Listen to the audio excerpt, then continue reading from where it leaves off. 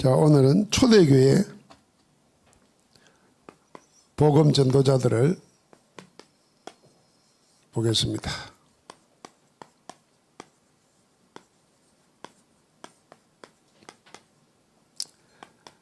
고린도전서 1장 26절부터 2장 5절까지.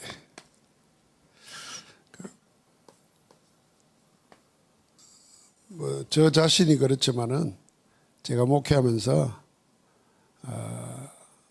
우리 교회 중직자나 렘넌트나 성도들이 어떤 신앙의 삶을 살면 좋을까 생각하다가 세 가지 제가 정체적 찾아낸 게 있습니다.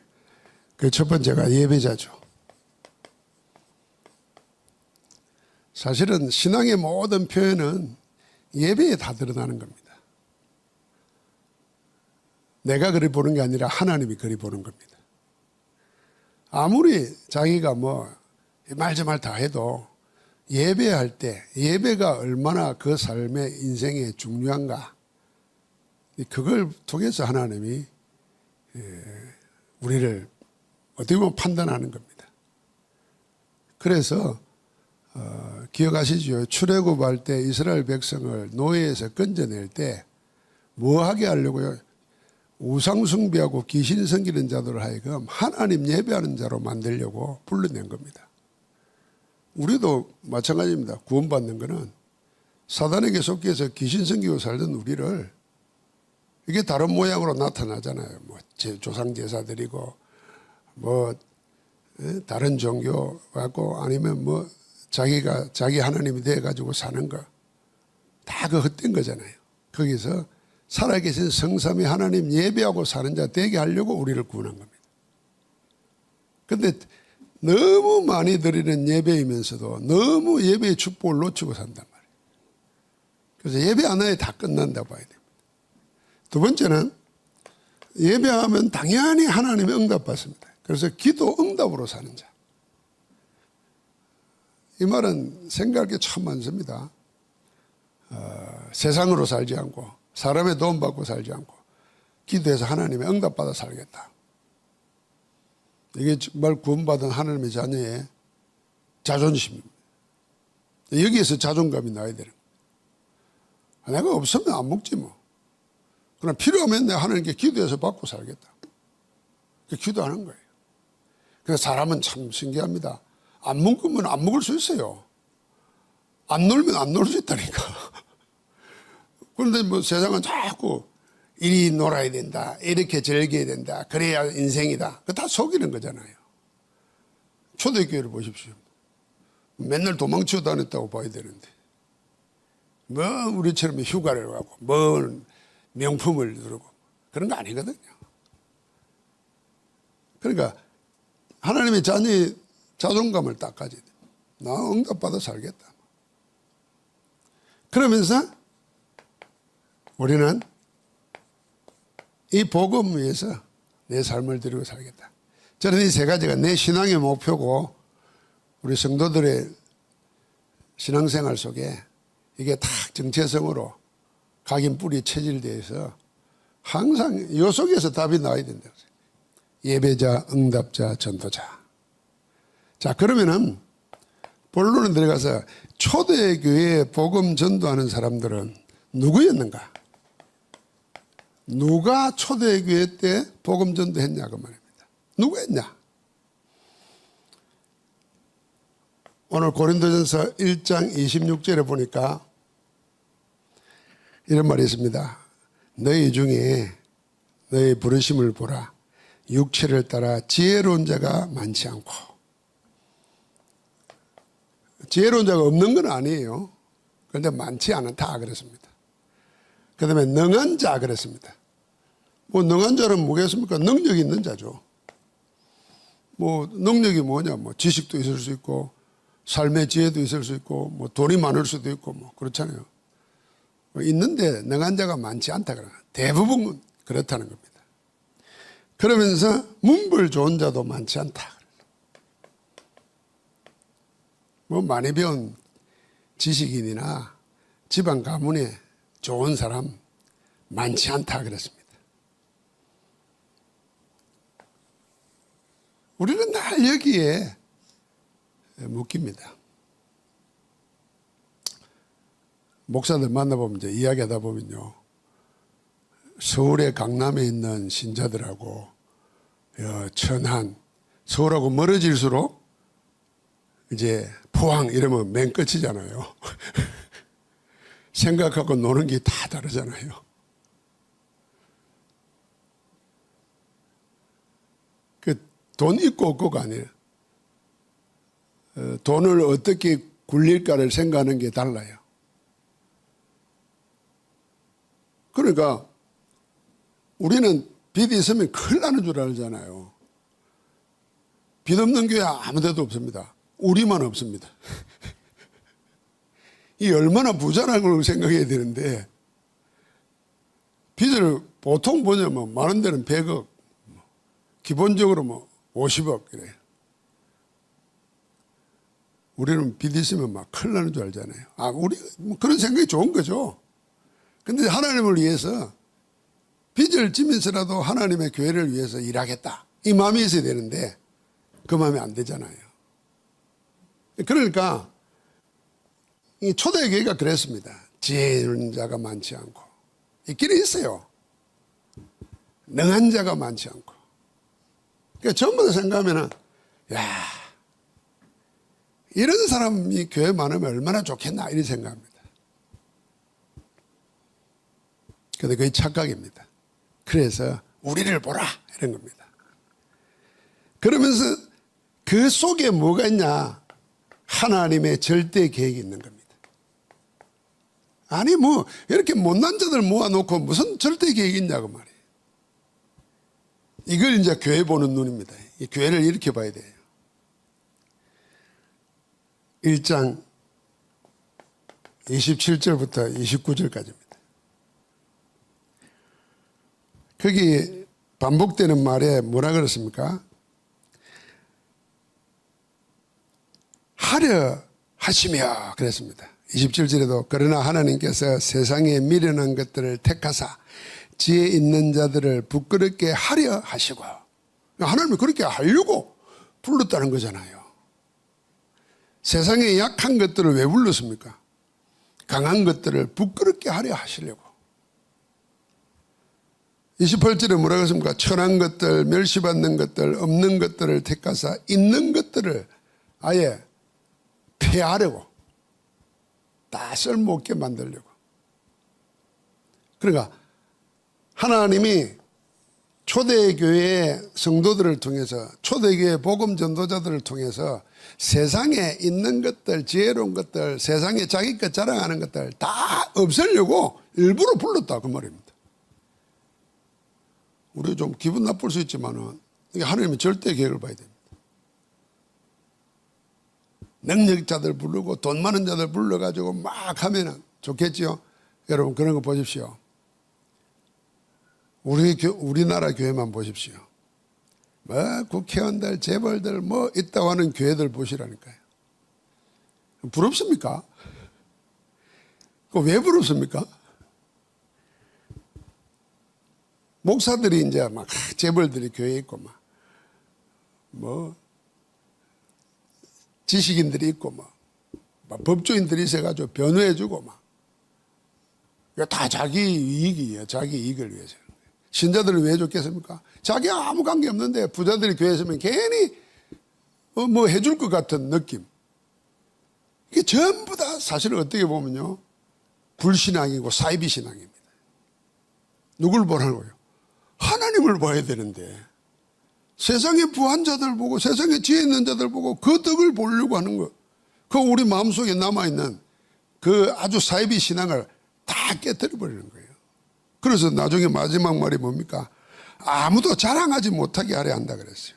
29절에 이는 아무 육체도 하나님 앞에서 자랑하지 못하게 하려 하십니다. 아무 육체도 그랬습니다. 부질없는 짓이 하나님 앞에서 자랑하지 못하도록, 내세우지 못하게. 이 하나님 절대입니다. 하나님이 하시고자 하는 일이 있는 겁니다. 그 일이 뭡니까? 사람이 아니라 하나님을 드러내려고 하는 겁니다. 하나님을 드러내시려고 하는 거예요. 그래서 우리를 보고 하나님만 바라보게 하는 거예요.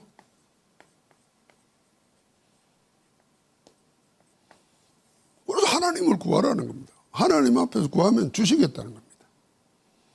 우리의 신앙 믿음을 살다 보면 여러분 한번 생각해 보십시오.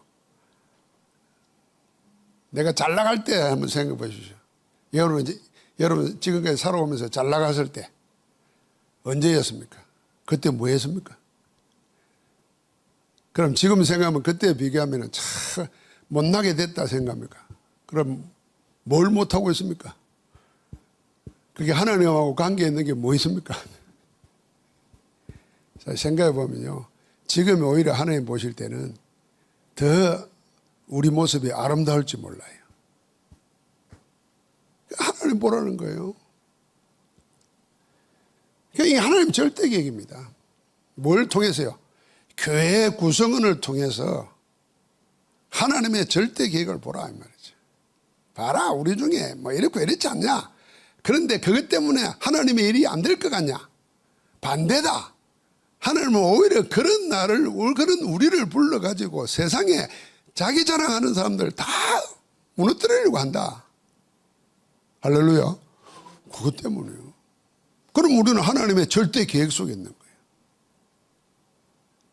그럼 한번 비교해 보십시오. 예수님 당시에 저 갈릴리의 어부들, 여자들, 병든 자들, 세상에 법적으로 다 공적인 죄인들, 이런 사람들만 몰려다니는데 바리새인이 볼 때, 종교 지도자들, 사두개인이 볼 때, 권력자들이 볼 때 웃기는 집단 아니겠어요? 하나님은 그걸 통해서 뭘 하십니까? 뒤집기를 하시는 거예요. 자, 그러면서 우리에게 담대하게 이거 하나 붙잡으라는 거예요. 여러분, 이 말씀은 아마 암송하십시오. 한번 같이 한번 읽어보겠습니다. 너희는 하나님으로부터 나서, 우리가 어디로부터 났다고요? 하나님으로부터 났어요. 어떻게 났어요?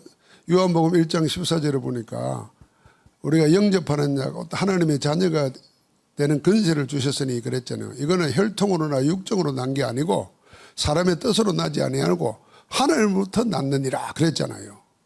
그러니까 예수가 그리스도를 믿어주고 영접한 자는 하나님으로부터 난 거예요. 지금 그 말씀입니다. 너희는 하나님으로부터 나서 어디 안에 있고요? 그리스도 예수 안에 있다는 거예요.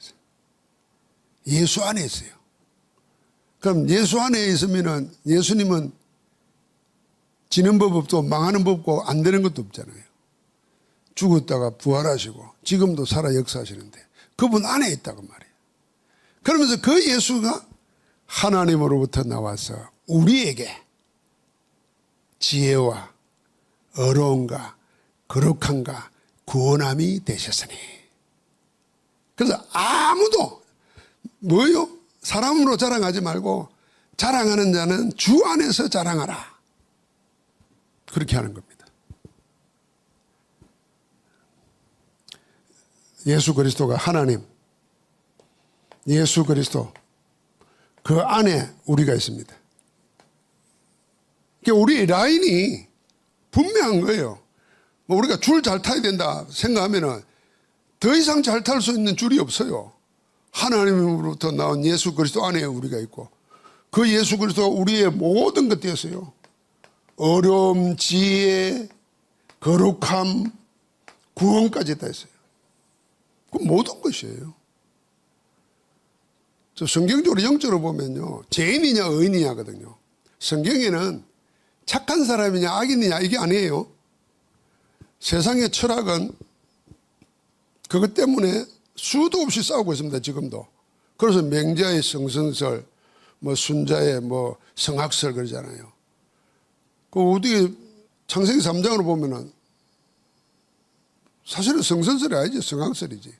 맹자가 왜 성선설이 생겼냐면 네 가지 이야기했잖아요. 척은지심. 어린아이가 우물가에 빠지면은 지 새끼 아래도 누구든지 뛰어들어서 한다는 거예요. 그러니까 맹자는 오랫동안 관찰을 한 거예요. 그리고 사람들이 막 부끄러움, 수호지심, 수치심을 느끼고 부끄러움을 느끼는 게 있다는 거예요. 못나고 잘못하는 할 때. 뭐 또 있잖아요. 사양지심. 뭐 또 하나 또 뭐 있다. 십계명도 아닌데 하여튼 뭐 그런 마음이 있다는 거지. 그러니까 사람은 날 착하냐 악하냐 선한 사람이냐 악한 사람이냐 그걸로 분별합니다. 그게 윤리 도덕이고 그게 세상 종교입니다. 근데 성경은 뭘로 사람을 나누냐면요, 의인이냐 죄인이냐 그걸로 나눕니다. 의인이냐 죄인이냐 그 기준이 달라요. 우리 세상 살아가면서 뭘로 봐야 되겠어요? 의인이냐 죄인이냐 이 눈으로 봐야 돼요. 그래서 그렇게 구약부터 예수님 당시 오실 때까지 계속 고민했다면 어떻게 하면 어렵게 되느냐거든. 어떻게 하면 이 죄에서 이 죄의 짐에서 벗어나느냐는 거든. 그 죄 때문에 악하게 되는 거거든. 죄가 있는데도 선한 것은 진짜 더 그 영적으로 더 위험한 거거든.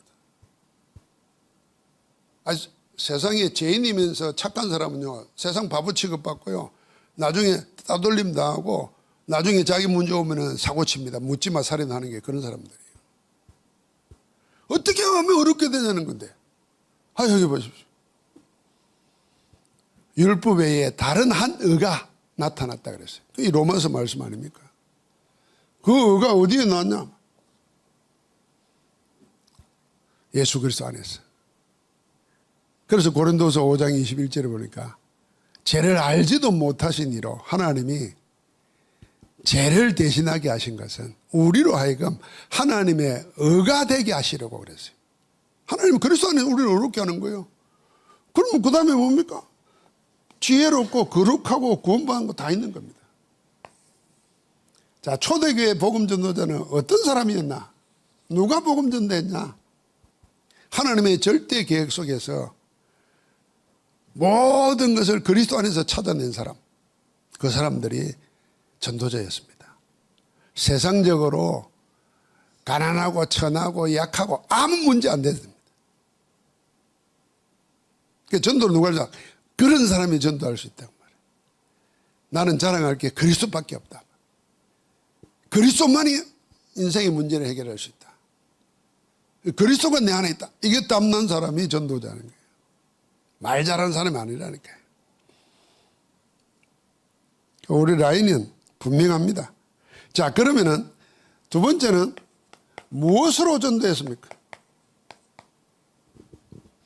그게 고린도전서 2장 1절부터 5절입니다. 바울이 그렇게 했고 그 말은 모든 초대교회 제자들이 그렇게 했다는 겁니다. 첫째로 1절에 보니까 이렇게 말했어요. 형제들아, 내가 너희에게 나아가 하나님의 증거를 전할 때에 말과 지혜의 아름다운 것으로 아니하였나니. 자, 일단 말로 안 했다는 겁니다. 지혜의 아름다운 것 그랬어요.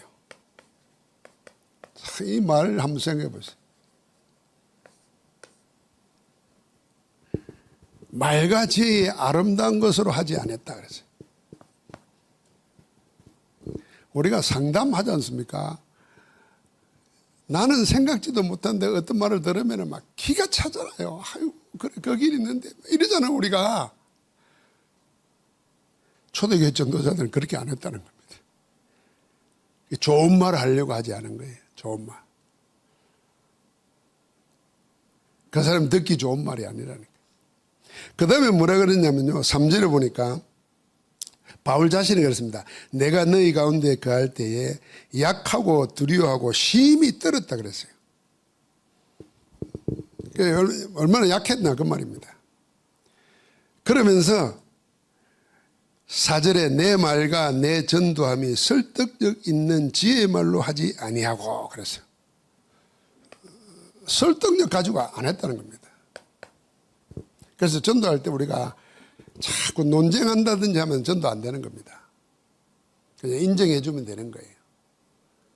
복음 듣고 영접하면은 그 영이 바뀌어져야 되는 거지, 내가 말을 너무 잘해가지고 설득당해가지고 그 사람이 예수 믿는다, 그건 진짜 영접 아닐 수도 있습니다. 바울이 말을 얼마나 잘했겠습니까? 그런데 설득력 있는 지혜로운 말로 안 했다는 겁니다. 그런 거 좋잖아요, 우리. 우리는 뭐 때문에 전도 못하는 게 말 못한다 생각하고, 못 배웠다 생각하고, 이 말이 뭐 두서가 없다, 뭐 이렇게. 그런 것만 아니다, 그 말입니다. 그러니까 얼마나 그랬어요. 힘이 약하고 떨었다 그랬습니다. 그러면서 뭐라 그랬냐면은 2장 4절에 다만 성령의 나타나신가 능력으로 하여 그랬습니다. 무엇으로 전됐냐? 성령의 나타나신가 능력으로. 성령을 지어서 했다는 겁니다. 그래서 예수님이 제자들 내보낼 때 마태복음 10장에 그랬잖아요. 뭘 말할까 염려하지 말라. 그때 무슨 할 말을 너희 입에 주시리니 주시는 이는 너희가 아니요 하늘에 계신 아버지의 성령이니라 그랬습니다. 여러분 이거 진짜 믿어야 됩니다. 성령께서 말씀을 주십니다. 우리가 복음 전도하려고 할 때 성령께서 우리에게 능력을 주십니다. 내 말이 아니라 내 안에서 하나님의 성령이 하시는 역사. 이게 전도 현장입니다. 바울이 그걸 말한 겁니다. 그러면서 뭘로 했습니까? 5절에 그랬습니다. 너희 믿음이 사람의 지혜에 있지 아니하고 다만 하나님의 능력에 있게 하려 함이라. 자, 믿음이 사람에게 있는 게 아니고 하나님께 그렇습니다. 하나님의 능력에 있게 하려고. 여러분 우리가 믿음으로 구원받잖아요. 그런데 이 믿음이 사람이 말 잘하고 설득력 있게 지혜 있게 말해가지고 설득당하면 그게 믿음이 아니라고 말입니다. 그 구원하는 믿음이 뭐냐? 하나님 능력에서 나와야 되는 거지. 그래서 고린도전서를 계속 읽어다 보면 12장 3절에 그렇게 나오잖아요. 아무도 하나님의 영이 아니고서는 예수를 주라고 시인 못한다 그랬어요. 그 능력으로 하라는 겁니다. 다른 말로 말하면 그냥 가서 하나님의 능력 의지하고 하라는 거예요. 할렐루야. 무엇으로 하냐? 내 지식으로 하는 게 아닙니다. 내 실력 가지고 하는 것도 아니에요.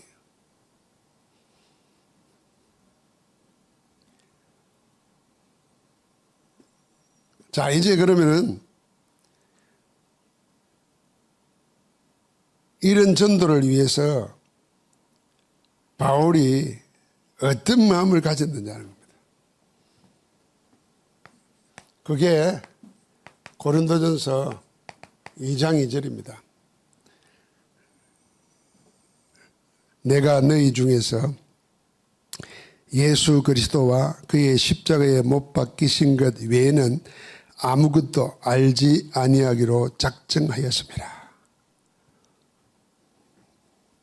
예수 그리스도와 예수 그리스도의 십자가, 이거 복음 아닙니까? 오직 복음.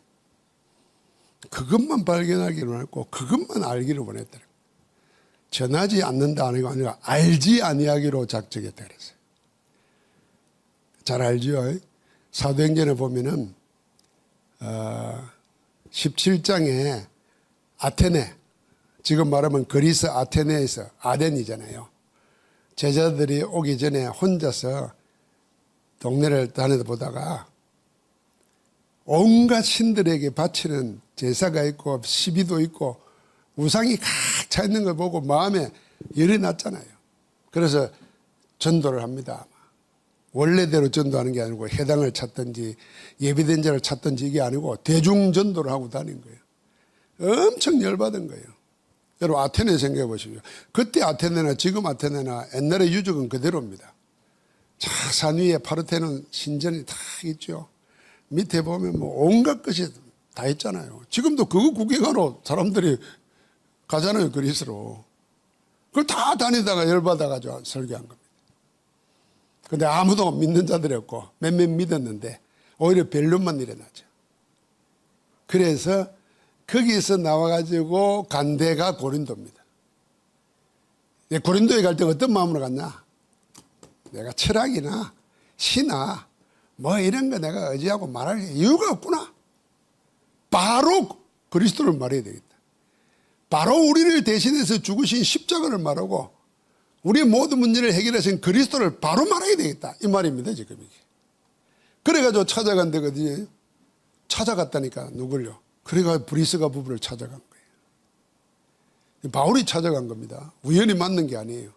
그러니까 이제는 대중전도 하는 게 아니고 정말 예비된 자를 찾아가야 되겠다. 그래서 잘 살폈을 거 아닙니까? 그렇게 만난 사람이 로마 복음할 때까지 자기 목숨을 내어놓고 목을 내어놓고 전도에 같이 동역했던 브리스가 부부입니다. 그러니까 여러분, 내가 결단이 중요합니다. 뭐요? 오직 복음, 예수 그리스도와 그의 십자가에 못 박히신 것 외에는 아무것도 알지 아니하기로 작정했다. 유목사님도 하다가 그냥 전하는 걸로 노는데 글자 그대로는 알지 않는 거예요. 이 말은 내 지식에, 바울은 지식이 많잖아요. 내 생각에 딴 거 이제 생각 안 하겠다는 거예요. 우리도 뭐 하다 보면 그런 생각이 듭니다. 아, 배운 사람 전도하려면 조금 알아야지. 왜냐하면 이것도 보고 저것도 보고 많은데요. 그 진짜 배운 사람 보면 웃기는 거잖아요. 차라리 아무것도 모르고 그냥 원색 복음을 말하는 게 훨씬 더 파워 있는 겁니다. 자, 그러면 우리는 이제 어떻게 전도할 거냐? 이걸 가지고 전도하는 이제 어떻게 하거든요. 그래서 전도의 5가지 기초를 늘 생각해야 됩니다. 다락방, 팀사역, 미션홈, 전문사역, 지교회, 이 5가지를 늘 생각해야 돼요. 다락방은 뭡니까? 복음 듣고 예수 영접하고 구원받는 겁니다. 팀사역이 뭡니까? 그를 통해서 양육하는 겁니다, 사실은. 미션은 뭡니까? 제자로 키우는 겁니다. 그러니까 이 미션에서 제일 중요한 거, 기도가 되어지도록 돕는 겁니다. 기도응답 받도록. 그게 우리의 자산이니까. 그리고 전문사역이 뭐겠습니까? 자기의 인생에, 자기의 업에 하나님의 증거를 찾는 겁니다. 내 하고 있는 업이 하나님의 복음전도에 유익하고 복음전도의 도구라는 걸 발견하게 하고 해줘야 됩니다. 그러니까 뭐 직업 있는 사람이 직업 놔두고 전도로 다닐 수 없잖아요. 그 현장 알게 만들어줘요. 그러면서 지교회가 뭡니까? 현장 정복하는 시스템 세우는 겁니다. 자, 이 5개를 늘 염두에 둬야 돼요. 한 사람을 복음전에서 영접하면 이 사람의 지교회까지 현장에 지속하는 제자가 되기까지 하는 스케줄을 우리가 다 가지고 있어야 되는 거예요. 그러면 이 5가지 기초를 통해서 우리가 결국 하고자 하는 것은 뭐냐면은 전도 되어지는 지속하는 시스템을 현장에다가 제자로 세우는 겁니다. 현장에서 전도가 하다 말다가 아니고 지속해서 계속 되어지는 시스템으로 세우는 겁니다. 그게 현장 제자예요. 그게 목표입니다, 우리가. 여러분들이 현장에서 전도학교에서 은혜 받고 기도하는 게 아니라 현장에서 전도운동을 계속 할 수 있는 현장 제자로, 시스템으로, 요즘 말하는 망대로, 플랫폼 파수망대 안테나로, 그 이제 그 사역이잖아요. 망대를 세워놓고 현장에서 사람들에게 빛을 비춰서 파수망대 치유하고 소통하고 안테나 하는 거 소통하도록 하는 사역을 하는 겁니다.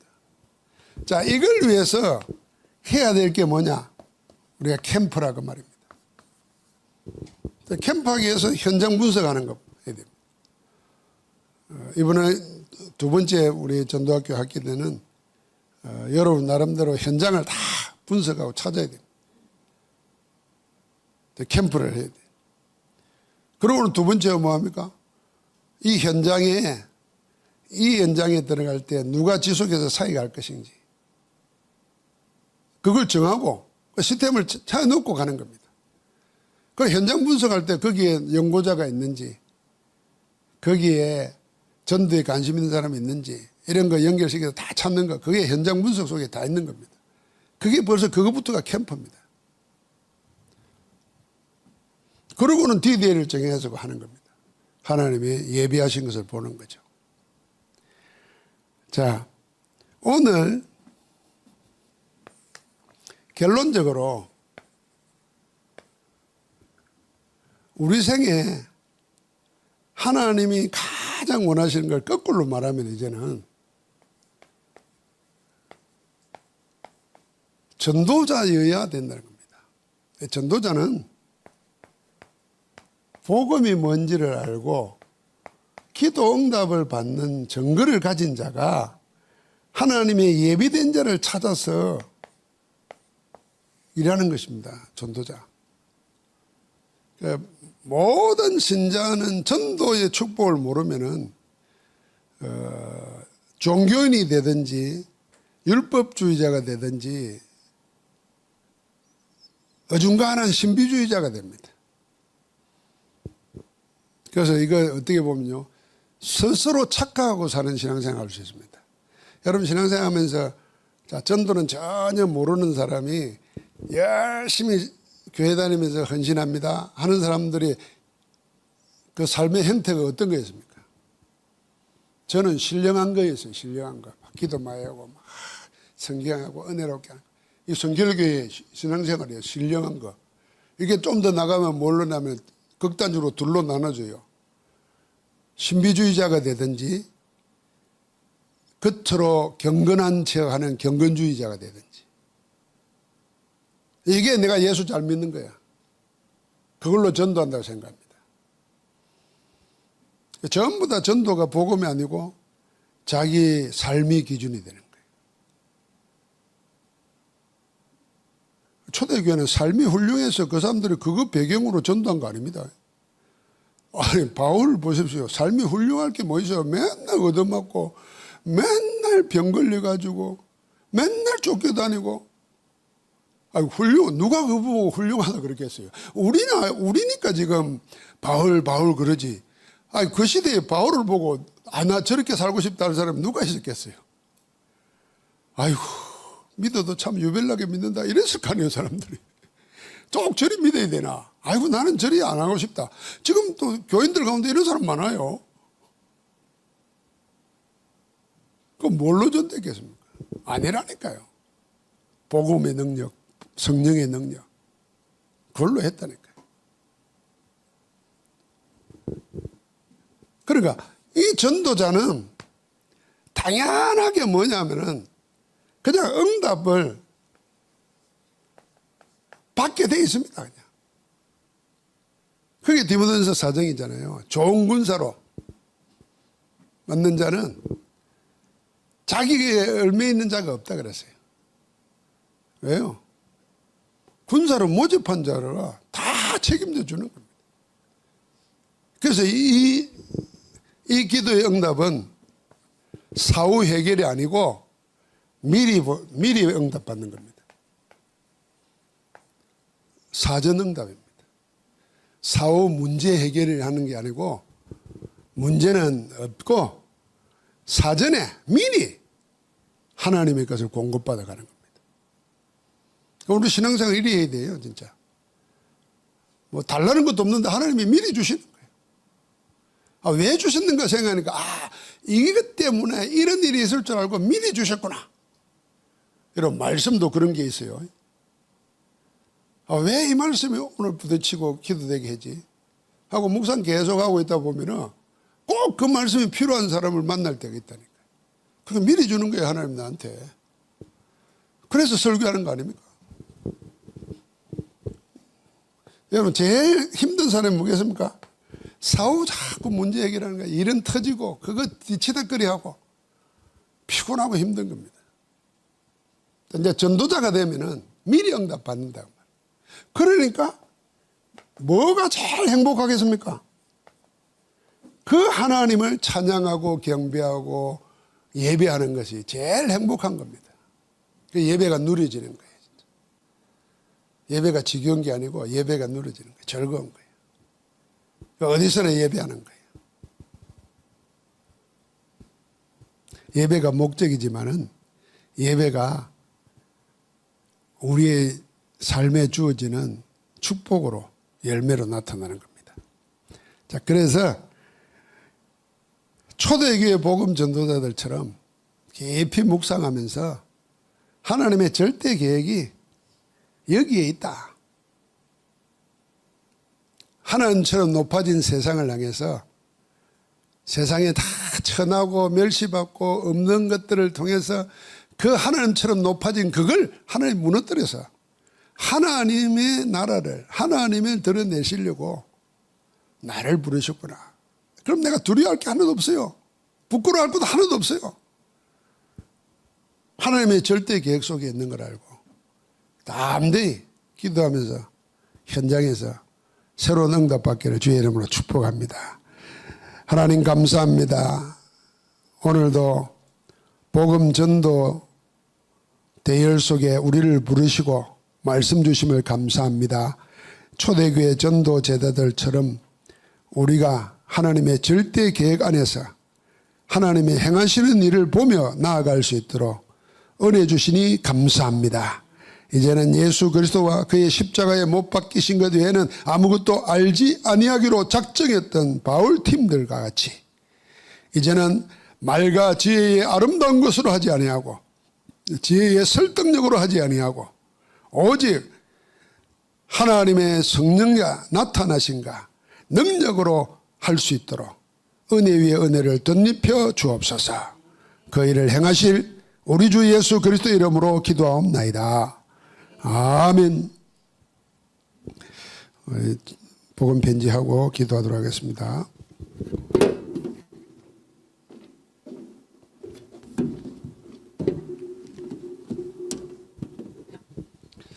우리 9번째 만남, 기도는 영적인 과학이다. 복음 편지의 내용입니다. 오늘 초대교회 복음 전도자들은 예수 그리스도의 삶, 사역을 어떻게 하셨는가의 증인이었습니다. 그리고 예수 그리스도의 십자가 지심을 목격하고 함께 아파한 증인이었습니다. 뿐만 아니라 그리스도 예수의 부활을 체험한 자들입니다. 그 속에서 감람산에서 만나 하나님 나라의 일을 말씀하시면서 새 언약을 주셨습니다. 그게 땅끝까지 복음 전도하라. 지상 최대의 명령이죠. 해도 되고 안 해도 되가 아니라 말씀이신 하나님이 부활하셔서 우리에게 주신 새 언약, 절대적인 겁니다.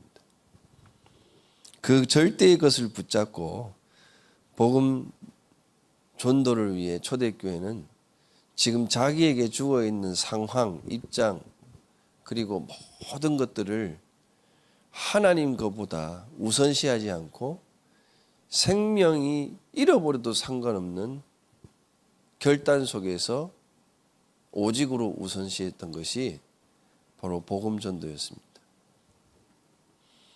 우리가 복음의 이유를 알고 방법을 알고 성격을 안 그 흐름 속에 초대교회 사람들은 오늘 세 가지의 축복을 주셨죠. 예배자, 기도응답자, 전도자로 살겠다. 이 비밀을 아는 것이 바로 오늘 기도는 영적인 과학이다 라는 내용입니다. 지금 우리 복음의 말씀 흐름 속에 계속해서 증거되어 오고 있는 흐름이 뭐냐? 정확한 언약을 붙잡고 기도할 때 하나님의 망대가 세워져서 어떠한 응답이 이루어진다고요? 성삼위 하나님이 내 안에 역사하는 축복, 그리고 세상 사람들이 알지 못하는 눈에 보이지 않는 보좌의 축복, 그 응답이 과거, 오늘, 현재의 시간 시대에 하나님이 이루어 나가시는 하나님 나라의 축복, 그것을 넘어서 공중권세 잡은 자를 결박하지 않고는 이 세상이 하나님 나라로 세워질 수 없습니다. 그래서 십자가 부활의 권능으로 나타내셔서 마귀의 일을 멸하시고 우리가 그 사명 붙잡는 하나님의 망대로 헤븐리 파워, 보좌의 파워, 그리고 이터널 파워, 영원한 하나님의 능력 속으로 우리가 인도받는 것입니다. 사실 예수님께서 이 기도에 대한 내용도 가르쳐 주셨습니다. 그래서 우리가 해야 될 것은 우리가 말씀을 선포하기도 하지만 이미 우리에게 말씀을 주셨죠. 그 말씀을 증거하는 것이고 그 현장에서 하나님 말씀이 이루어지도록 우리에게 가장 중요한 시간표와 우리에게 가장 중요한 있어야 될 축복이 바로 기도입니다. 그리고 전도는 하나님이 이루어 나가시는 겁니다. 그래서 여러분들이 복음을 시작하기 이전부터 현장을 분석하고 제자를 찾고 모든 일말의 과정을 기도로 답내시고 응답 받으셔야 됩니다. 바울이 그랬습니다. 초대교회 사람들이 뭐 했어요? 복음 증거하기 이전에 약속 붙잡고 기도하니까 하나님이 전도의 문을 열어주셨습니다. 그게 15나라였습니다. 그리고 그 응답의 시작이 기도하러 가다가 제9시 기도 시간에 성전에 미문에 앉아있는 안전병이니까 눈이 달라졌어요. 하나님이 기도 속에 있는 자에게 보게 하시는 눈이 달라지게 하는 겁니다. 자, 여러분들 현장 분석하실 때 늘 갔던 슈퍼마켓, 저는 사역 현장 가면 이번에 또 만나지게 되는 그 주차장 요원 할아버지가 계시는데 계속 복음 증거하기 위해서 저는 한 장씩 전도지를 주거든요. 우리 중직벽 편지요. 근데 그거는 읽기는 읽는데 자꾸 하는 소리가 내가 아파서요 아프다는 소리밖에 안 해요. 그래서 치유받을 수 있는 비밀이 있다 듣겠냐 하니까 지금 바쁘다고 막. 예. 그렇게 핑계 대시는데 계속해서 기도하고 있습니다. 하나님이 문을 여시지 않으면 되어질 수가 없는 거죠. 자, 그런 기도는 영적인 과학적인 부분을 우리가 확인해야 됩니다. 불신자들이 기도하면 어떻게 됩니까? 당연히 응답이 옵니다. 보이지 않는 영적 세계로 인하여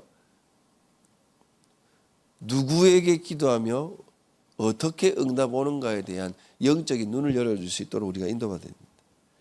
모든 종교는 기도문, 기도의 행위, 저희들보다 더 구체적이고 더 명확하게 더 확실하게 기도합니다. 우리 이번 WRC를 할 때 기도 나무 해가지고 막 바람개비 불어가면서 옆에 빨랫줄을 탁 달여가지고 이렇게 기도 제목을 적어 탁 우리 빨랫줄 걸듯이 딱 걸어놨잖아요. 이게요 우리만 하는 게 아니고 불신자들은 더 열심히 한다니까요. 여러분 그 판문점에 가보셨어요? 통일전망대 철책에 딱 보면 이렇게 우리 세월호 같은 띠를 딱 어딘지 구해와 가지고요 자기의 소원을 줘서 그게 묶어요. 그게 기도의 형태가 됩니다. 제가 일본의 아사쿠사 신사에 가가지고 딱 보니까요 나무 판때기가 그 하나에 그게 5,000원인가 10,000원인가 했는데 거기다 자기가 일 써요. 기도 제목 나름대로. 그 기도 제목 보니까 결혼 잘하게 해주세요. 대학 붙게 해주세요. 건강이 회복되게 해주세요. 올해는 만사가 형통하게 해주세요. 다 기도의 내용이 뭐냐? 육신적인 거, 자기적인 거. 하나님의 영광, 하나님 나라, 이 땅에 하나님의 계획이 이루어지도록 하는 하나도 없습니다. 그리고 제가 그걸 다 합장하면서 기도하는 모습을 딱 보고 기모노 입은 여자가 있길래 일본 여자인가 보다 싶었는데 옆에서 한 그 2명이었어요. 그런데 옆에 우리 탁탁 치면서 야, 니 교회 다니잖아 이러더라고. 그것도 그 동전 탁 집어놓고 합장 촥 하면서 예. 그러니까 정말로 이 기도에 대한 부분들을 정확하게 알지 못하면요 그냥 막연하게 기도하는 거나 똑같은 겁니다. 그래서 복음, 언약과 함께 우리가 기도하는 내용을 가장 중요하게 우리가 인도받아야 됩니다. 불신자들은 기도하면 무조건 응답받죠. 예, 왜 그렇습니까? 누가 응답합니까? 그거를 잘 알아야 돼요. 하나님의 자녀가 아닌 자들은 이미 공중권세 잡은 자 아래, 진노 아래 있는 자들로 마귀가 응답을 가져다 줍니다. 그런데 그 응답은 제가 가끔씩 좀 쉬운 말로 얘기합니다. 기도 응답 받는 자에 의해서 하나님이 주시는 자와 마귀에게 받는 자의 차이는 뭐냐? 우리도 약을 먹으면 어떻게 되죠? 일반적인 약을 먹으면 그게 내 몸에 맞는 약도 있지만 우리 약사들한테 물어보니까요, 분명하게 오랫동안 지속하게 되면 그 약을 먹으면 부작용이 있다고 그랬어요. 아무리 내가 고혈압이 있는데 고혈압을 먹는데 지속적으로 먹으면요, 그게 만성이 되고 부작용이 있대요. 그러니까 가끔씩 그걸 바꿔준대요. 약하게든 아니면 다른 약을 쓰든. 그게 바로 세상의 이치입니다. 마귀가 가져다 주는 거는 부작용이 있어요. 하나님이 주시는 건요, 부작용이 없습니다. 그걸 붙잡. 왜요? 하나님의 형상, 하나님이 생기는 마귀에게로부터 온 게 아니고 오늘 우리가 말씀 봤잖아요. 고린도전서. 하나님으로부터 나온 겁니다. 그래서 예수 그리스도 이름으로 기도하도록 우리가 안내해 주는 것입니다. 자, 그러면 기도할 수 있다는 것은 이미 내가 하나님 자녀라는 전제 조건이 있어야 되겠죠. 기도를 하고 기도 응답 받을 자격에 대해서 우리가 안내해 줘야 되겠습니다. 대신에 기도할 때 주의할 것이 아니야. 무엇이냐? 나 중심, 육신 중심, 물질 중심, 성공 중심의 창세기 3장, 6장, 11장, 사도행전 13장, 16장, 19장 속에 있는 것, 그거를 배제할 수 있도록. 그래서 내 뜻대로, 내 계획대로, 내 환경, 원수 갚는 그런 마음의 그런 기도가 아닌 뭐요? 하나님의 뜻, 하나님의 계획, 하나님의 그 뜻에 순종하는 마음이 될 수 있도록 우리가 기도하는 것이죠.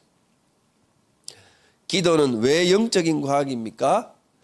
출애굽기 14장 20절 모세가 기도할 때 주의 사자가 앞서라고 했습니다. 시편 103편 19절에서 22절 말씀의 뜻을 이루기 위하여 천군 천사가 움직인다고 그랬습니다. 다니엘이 기도하는 그날 어떻게 되죠? 사자굴에서 주의 사자가 사자의 입을 막았다 했습니다.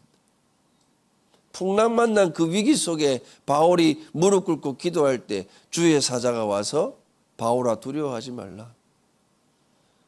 아수르 군사 18만 5천이 예루살렘 성벽을 둘러싸고 이제 완전히 종결 지으려고 하는 그때 히스기야가 기도했죠.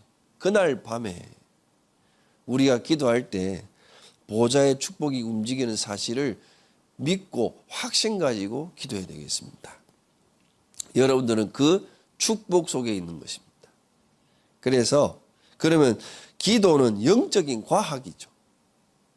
우리가 기도할 때 하나님의 뜻이 반드시 어떻게 돼요? 성취된다는 응답, 그 확신을 가지고 오늘도 무엇을 위해서 기도해야 되겠습니까? 아버지 하나님, 나를 통해서 전도의 문이 열리고 나를 통해서 하나님이 세워나가시는 예비된 제자를 찾고 나를 통해서 하나님이 이루어가시는 세계복음화가 이루어지도록 우리가 기도하는 겁니다. 그게 전도학교에 참여하시는 제자들이 함께 인도받아야 될 기도의 제목들입니다. 오늘도 그 축복의 비밀을 누리고 증거하기를 주의 이름으로 축원드립니다. 우리 함께 현장을 놓고 그리고 오늘 주셨던 말씀처럼 복음 전도에 대한 확실한 답을 가지고 오기초 그리고 지속하는 시스템 현장 캠프의 응답을 누릴 수 있는 기도 속으로 함께 여러분들의 현장과 또 앞으로 만나길 제자와 그리고 후대 사역을 위해서 함께 기도하고 모든 순서를 마치도록 하겠습니다. 참 좋으신 하나님 감사합니다. 오늘도 우리에게 하나님 말씀을 주시고 그 말씀 속에서 하나님께서 이루어 나가시는 참된 구원의 복음, 하나님 나라의 복음, 이 복음 전도를 위해 우리가 인도받고 또한 그 속에서 예배자, 기도 응답자, 전도자의 삶을 살기로 작정하며 하나님의 계획에 뜻하심대로 우리가 인도받도록 오늘 이 시간 기도하오니 하늘 보좌의 문을 여시고 우리 현장에 하나님 나라의 축복 속에 전도의 문을 열어주사 하나님의 소원과 뜻이 이루어지는 응답의 비밀을 누릴 수 있도록 참된 전도자로 살도록 역사하여 주옵소서. 바울이 현장마다 기도함으로 말미암아 하나님이 예비하신 제자와의 만남을 축복을 통해서 그 지역을 살리고 교회를 세우며 후대를 살리고 세계복음화에 함께 응답을 누리게 하신 것처럼 우리 모든 전도학교의 전도 제자들이 있는 현장에 빛을 비추는 하나님의 망대를 세워 그 응답을 보게 하시고 하나님이 예비하신 제자와의 만남 또 후대 살릴 현장의 축복 속에서 캠프의 응답 그리고 5기초가 그 현장에 세워져 변치 않는 영원히 지속될 하나님의 망대로 응답 누릴 수 있도록 주님 축복하여 주옵소서. 오늘 이 시간 현장으로 나갈 때에 하나님께서 보좌의 능력으로 함께하여 주시고 이미 앞서 주의 사자를 보내서 모든 흑암이 무너지고 하나님 나라의 영광이 드러나는 하나님께로부터 나오는 축복의 비밀을 누리며 오늘도 그 하나님의 영광을 노래하는 증인의 하루가 될 수 있도록 축복하여 주옵소서. 감사드리며 살아계신 예수 그리스도의 이름으로 기도하옵나이다.